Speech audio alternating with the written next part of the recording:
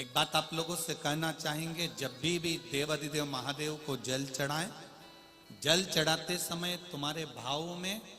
जब हम शंकर भगवान को जल चढ़ाते हैं तो एक स्मरण आपके भीतर रहे। ध्यान रखिए, जैसे ये शिवलिंग है, ठीक है, ये जलाधारी है, कोलपीठी का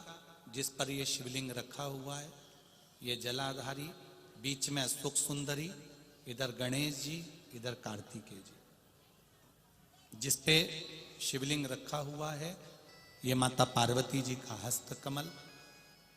ऊपर से जो एक एक बूंद पानी नीचे गिरता है वो शंकर भगवान की 5 बेटियां जया,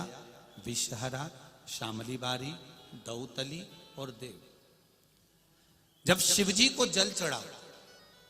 शंकर भगवान को जल चढ़ाने के लिए सबसे पहले गणेश जी वाली जगह पर जल चढ़ाओ, फिर कार्तिकेय जी वाली जगह पर जल चढ़ाओ, फिर अशोक सुंदरी की जगह पर जल चढ़ाओ, फिर पीठिका पर जल चढ़ाओ, उसके बाद में शिवलिंग पर जल चढ़ाइए।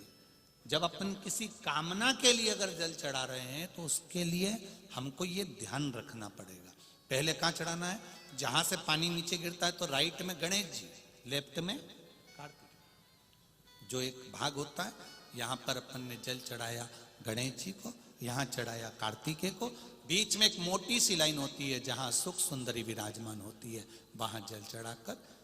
और फिर जल को चारों तरफ घुमाने के बाद फिर शिव जी को समर्पित कर। एक बात और याद रखिए, जिन बेटे बेटियों की शादी नहीं हो रही, 30 साल, 32 साल, 35 साल, 40 साल, 28 साल, 27 साल हो गए, उनसे निवेदन है कि जब भी आप देवाधिदेव महादेव को जल समर्पित करें, जल चढ़ाने के बाद शुरुआत भी अशोक सुंदरी से करें और चढ़ाने के बाद में समापन भी शिवलिंग पे चढ़ाने के बाद अशोक सुंदरी पर करें। जब हम कम से कम 3 महीना लगातार अशोक सुंदरी से जल चढ़ाकर, शिवलिंग पे जल चढ़ाकर अशोक सुंदरी पर उस जल की धार का विराम करते हैं तो ये निश्चित है कि बाबा देवाधिदेव महादेव की कृपा से 3 महीने के अंदर विवाह पक्का हो ही जाता है, निश्चितता। शिव को जल चढ़ाकर हम भगवान देवाधिदेव महादेव की आराधना कर सकते हैं। एक सुंदर पत्र आया, देखिए।